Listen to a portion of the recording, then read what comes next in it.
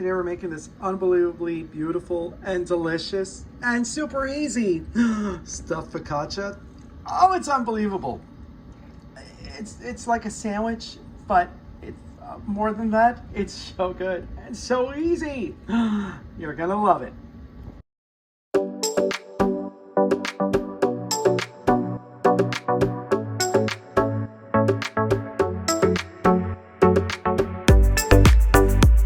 For a full copy of today's recipe, check us out on Facebook at Poppy's Cucina or right here on YouTube under the Community tab. All right, let's get started. So the first thing we're going to do is we're going to heat up 1 3/4 cups of water to between 110 and 120 degrees. Let's see where we're at. 117. Perfect. To this, we're going to add 1 active dry yeast packet, or if you have loose yeast, 2 1/4 teaspoons. All right, so we're going to mix this in, and we're going to allow this to sit for 5 to 10 minutes. You're going to see the yeast will bloom. It'll have a nice 1-inch head on top, and it'll be ready to use. So make sure you give that a good stir. Totally forgot, we dissolved 1 tablespoon of granulated sugar in the water as we were heating it up.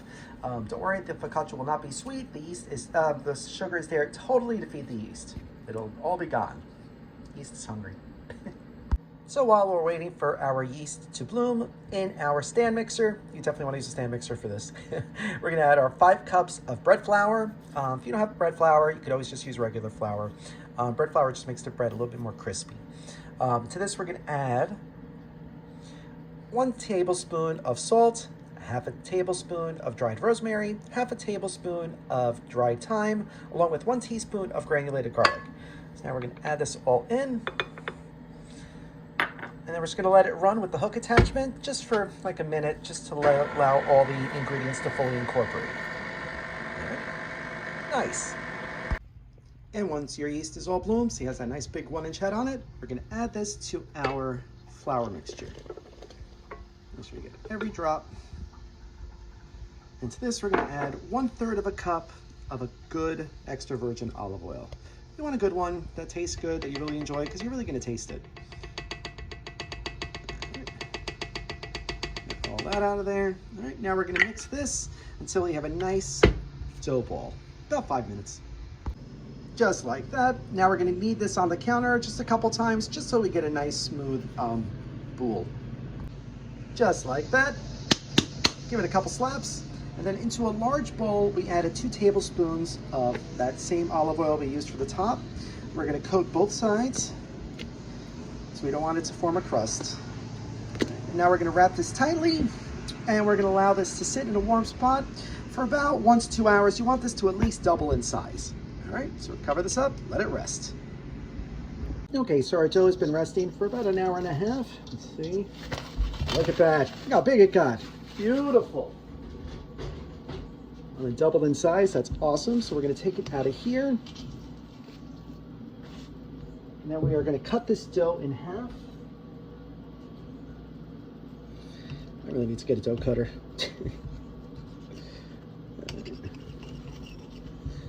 We're going to put this back in the oil. Now we're going to spread this out.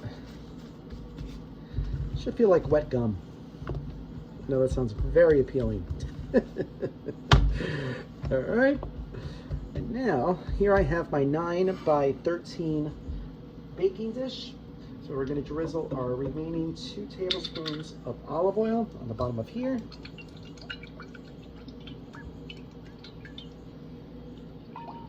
There you go. And now this is going to go right on the bottom. And we're going to speed it up and spread it out until it covers the entire bottom. You don't need to be gentle with this, unless it rips. Then be a little bit more gentle. All right, so we're going to keep doing that. Just like that. Now the first thing we're going to add is our prosciutto. Nice thinly sliced. The thing I like to do if I'm going to cook prosciutto, I'll put the package in the freezer just for a couple minutes. It really helps to separate it, because sometimes, you know, it'll shred on you and it just makes it kind of a mess. Let's see. You freeze it a little bit,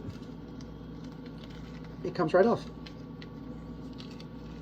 See? No fuss. Nice. So we're going to put about 4 ounces of prosciutto. We're going to keep covering just like that. Next, I'm going to add some julienne's roasted red peppers. I'm using the ones from the jar. You can make your own, absolutely, but these are so good when they're marinated. I drained them, and then I just cut them up with a knife. So I'm just going to spread this out. Nice, nice. Just like that. And lastly, we're going to add our sliced provolone. You don't have to use sliced. You can use shredded, grated, whatever kind you want. You only need just about 3 ounces. Good thing about provolone is a little goes a long way. And we don't want this to overwhelm the flavor of the prosciutto or all the herbs in the focaccia. So I'm just going to do just like that. So what do you guys think so far? Nice, easy recipe? Think you guys could do it? Of course you can. Super easy. And oh, so delicious. All right, so now lastly, we're going to take that other half of the dough. We're going to spread this out and put this right on top. Just like that. Now we're going to cover this up tightly and put that back in that warm spot again for about another 30 minutes to an hour. You know, we want this to poof up nice, make it nice and puffy. We like a nice puffy focaccia, right? Who doesn't? All right. If you're going to do an hour, you know, make sure during that time you preheat your oven to 375 degrees. All right, so let's cover this up. So this has been proofing for about another hour. You can see how nice and big and poofy it got. It's almost to the top. It's huge. So we're going to loosely cover this with some foil and into a preheated 375 degree oven. It's going to go for just about 25 minutes. You see it's going to get nice, big, poofy. Then we're going to take off the foil and cook it for about another 10 to 20 minutes to get it a nice golden brown. But look at this. Looks so good. I can't wait to try it. Yum. Okay, so this has been in the oven for 25 minutes. Let's take off the loosely cover. What? Look at this. Oh my gosh, that looks amazing. It looks amazing and it's huge. It's huge. Oh, it looks so good and it smells phenomenal. Now we're going to put it back in the oven and let it cook for another 15-20 minutes just till it has that beautiful golden brown. But yum! Okay, so 17 minutes later, we pulled this out of the oven. Look at this. Look at it. It is spectacular. Look how thick it is. Do you see how thick that is? Wow. But we're going to allow this to cool for a little bit before we pop it out and give it a try. Oh, I can't wait. It smells so good. Yum! All right, so we've allowed this to cool for a little bit. We popped it out. Now we have it on this cutting board. Let's cut it in half. Let's see how it looks. Oh, do you hear that crunch? Oh, that's beautiful. Let's see how it looks. Let's see. Oh my gosh, that looks amazing. Look at it, it's gorgeous. Oh, I can't wait to try it. Yum! Bon appetit.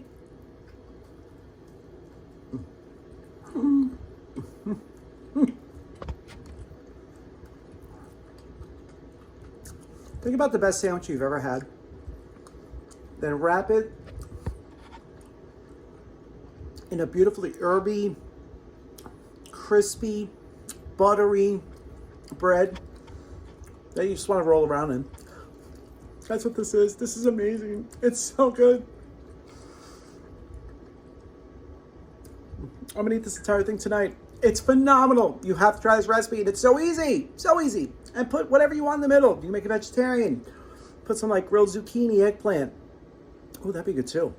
But like mushrooms, or put chicken, whatever. Everything will work, but this is spectacular. It's so good. You're gonna love it. You try this recipe? Let us know. Thank you so much for watching. If you like this video, be sure to subscribe to our YouTube channel at Poppy's Cucina. Thanks! Thank you all so much for the well wishes. My knee is slowly but surely getting better. It's this giant contraption that I have to wear, but I'm starting to be able to bend it. It's getting better, but my big swollen foot and swollen leg. I need a drink. Do you need a drink? It's been too long. I need a cocktail. Yeah.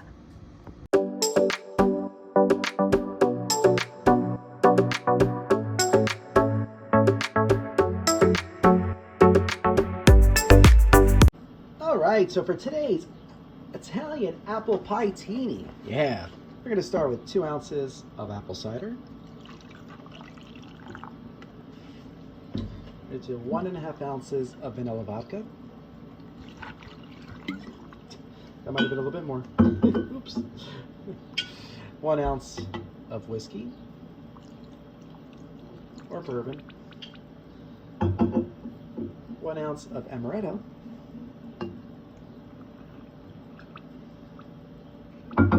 half an ounce of limoncello, brighten it up a little bit. And then we're just going to do a nice splash of simple syrup.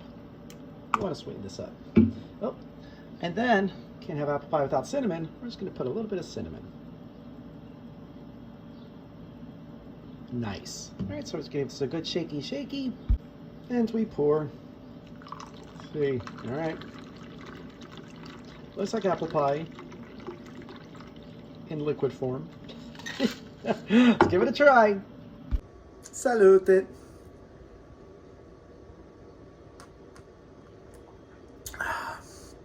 Oh, wow, that's good. Yes, you get the vodka burn, not gonna lie. But you can definitely get the apple. It tastes like an apple pie. Almost tastes like there's even caramel in here, but I think it's because of the cinnamon and the vanilla and the amaretto. Oh, this is fabulous. Love it. Found my new fall drink.